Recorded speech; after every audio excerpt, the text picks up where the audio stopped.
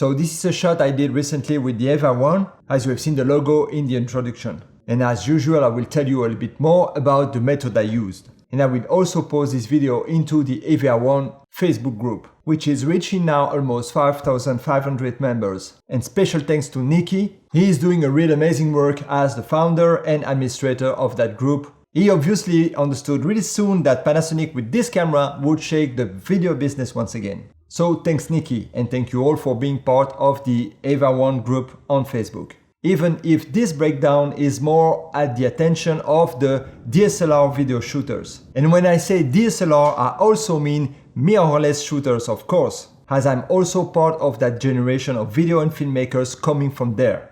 I'm also shooting a lot with the GH5 and GH5S, and we all know that the EVA 1 is filling a gap in between the powerful and pretty versatile GH5 and the super professional VariCam camera system. So I'm here willing to address to the DSLR and mirrorless shooters. What is my workflow and impression when making that jump to the next level camera, the EVA 1. I will share my setup, the light I used, the way I did, and some stuff about the color grading I went for. First of all, the rushes you have seen as an introduction are coming from a commissioned work I did. And if you are following me in my YouTube channel, you probably have seen a recent shoot I did with boxers, and it was a pretty similar shoot, except that it was shot to test and challenge the brand new GH5S in real low light condition. Then the boxer manager saw that video I did with the GH5S and contacted me to work on a kind of a teaser for an upcoming boxing event. And that was a really interesting shot to do with the EVA 1.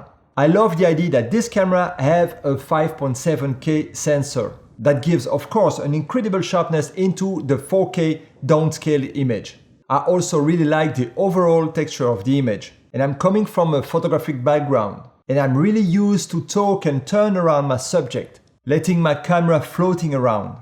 Exactly like I would if I have a photographic camera in my hands.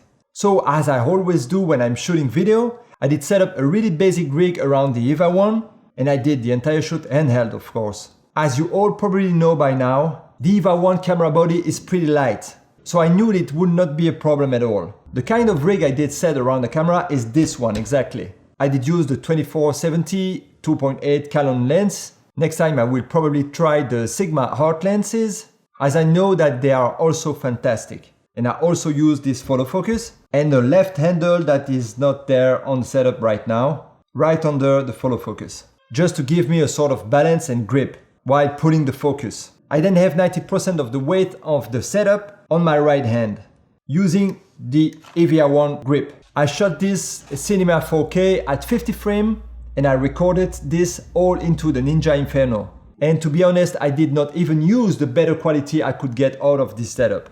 On the Atomos, I went for an Apple ProRes LT, as I knew I would have 4 boxers to shoot, that it would probably be a complicated shoot and that I needed to be quick. So downloading the SSD to the computers from time to time was not an option for me that day. In the other hand, I knew that the client would post the final result here and there on the web. And that's what he did, starting by posting it directly into their Facebook page without even trying to embed a Vimeo or YouTube version of it, but straight into the super destructive Facebook compression. Also, I knew that the ProRes LT would help me to edit quick and still get an excellent image quality. And I'm pretty happy with the result. In terms of color grading, I did 2 different versions. The version I gave to the client is this one.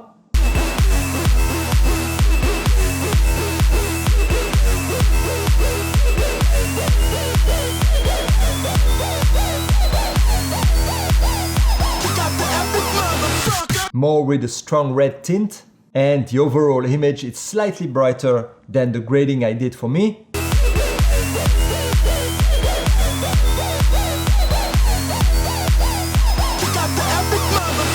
Once again, I make those choices as I knew that they would probably play the video during the event itself on a big screen, and as I'm not confident into the brightness they will have there, I choose to make it this way for them. For my version, I went for something more blue and green, and I usually do my color grading into DaVinci Resolve, but when I have not much time, I go for Lumetri into Premiere Pro. In this case, nothing complicated there really.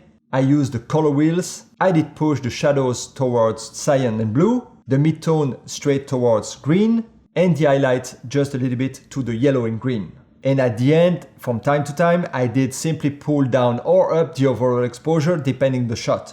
I wanted to keep it really dark and moody. But once again, it would work only on really good calibrated screen, I guess. So to make it more flexible, I did pull my overexposure at the end of the final edit. When I'm floating around my subject like this with my camera in my hands, I know that I'm dealing with a lot of potential out of focus images. And that's all fine to me. No matter if I'm shooting boxers like this or some fashion or beauty shots, I think that the super sharp images that I'm looking for are getting even stronger in contrast with some blurred images.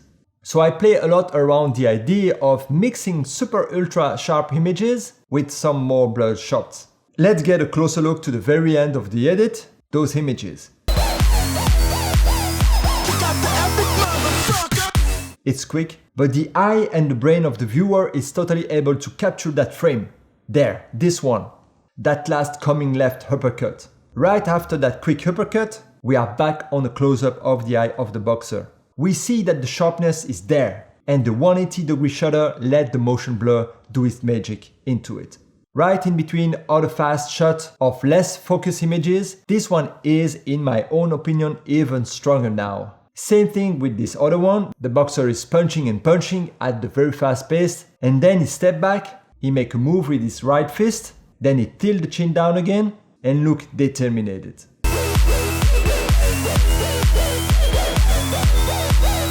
So when I do a super fast paced edit like this one, that is what I do. I choose some shot that I really like for one reason or another, then I mix them with similar shots, and I believe that the viewer unconsciously will spot the exact frame I wanted him to see. Pretending hiding them in a super fast paced edit, they are even more present. But again, this is my own opinion that I'm sharing with you. With the 24-70, most of the time at 2.8, my depth of field was really narrow, obviously. And of course, even shorter when I was stepping into the frame, really close to my subject. Like in those shots, where I'm standing right next to him.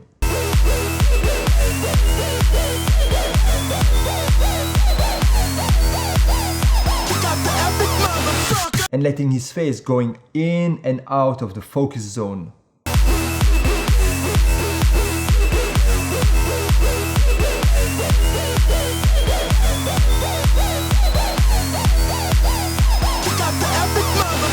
And I realize I'm using that kind of shot a lot in my work. When I'm shooting video, I'm directing of course, but also I'm taking care of all the DOP part of the job. As I said, I'm coming from a photographic background and I started 20 years ago. At that time, we were all shooting films. And when I was shooting still images on an Ektachrome film, there was no room for any exposure mistakes. On a negative film, there was still some flexibility, but on an Ektachrome, no room at all. So I learned it that way. After years and years of photography, I realize now that I'm still doing the same way. I do not hesitate to expose my video the exact way I want it to be at the end. You may think that I would be safer to make the exposure in post, but most of the time I limit my input into the post-production process to the minimum. If we look at those shots of the rope skipping boxer, it's really dark. But the exposure is actually just the way I want it at the end. When we look at the waveform, we see that it's all good. With the EVA 1 at 2500 native ISO, I'm dark but not crushing the blacks at all. And I find my shadows extremely clean. My only intervention into those kind of shots would be probably to bring a tint into the image.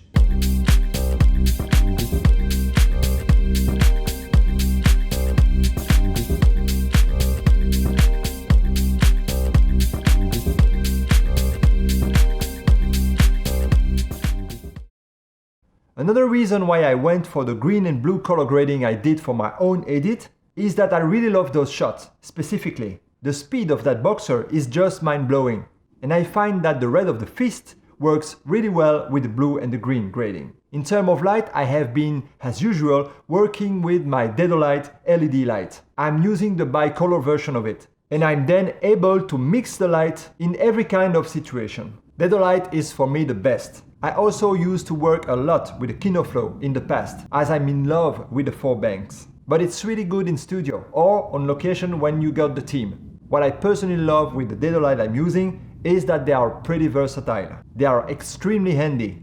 You may use those straight like this or with different accessories. In this shooting, my main light was again the bicolor D9 with a little softbox. I also really like the small softboxes because it gives you a soft light obviously, but really narrow on the scene. It's not like when you are switching it on that you blow all the scene out with the light. I really love to end the light with small touches, and that's what I did here again. Depending on the available ambient light I had at the gym, I was always getting the light with the Dedolight softboxes in order to have it as my main light, so slightly stronger than the measure I would get from the available ambient light. In some cases, and especially for the ring shot, it was extremely dark in there, so I put the Dedolight to almost the minimum, but still controlling the light on my subject and getting the exact result I wanted, like on those shots. In some cases, I did also use a second and a third light, but most of these have been shot with only one softbox, getting the softbox the closer I could get on the subject. Someone may say, yes, Dedolight is great, but it's pricey. Well, it really depends on your work. And first of all, if you plan to literally work and make money out of your film.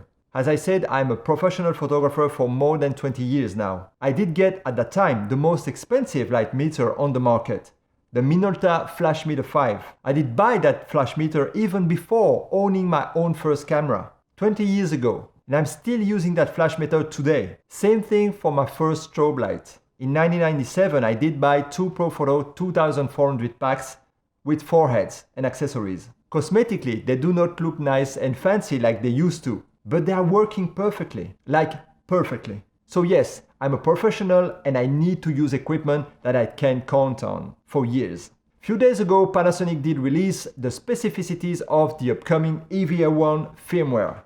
We know that Panasonic takes the firmwares really seriously on the GH5. The firmware brings that camera to another level. And so it is with the upcoming EVA 1 firmware.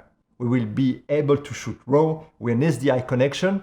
All Intra and 400 Mbps are also part of the update. That camera is extremely versatile, and I love the 5.7K Super 35 sensor. And also I really love the fact that it's pretty light. That's really good for me that really needs to float around my subject. And now as a conclusion, I'm happy to announce an info that I didn't know when I started to work on this breakdown. Panasonic starts a cashback promotion for the EVA 1 that starts on March the 1st, 2018 and is running until the end of June, if I'm not wrong. Panasonic is giving €500 discount when you buy an EVA 1 camera in Europe. Don't miss the opportunity and drop me an email for more details or requests. You can find me on my website, on YouTube or Instagram. And in the near future I will produce more and more tutorials and videos like this one. So stay tuned if you find it interesting and informative. Thank you very much. See you next time.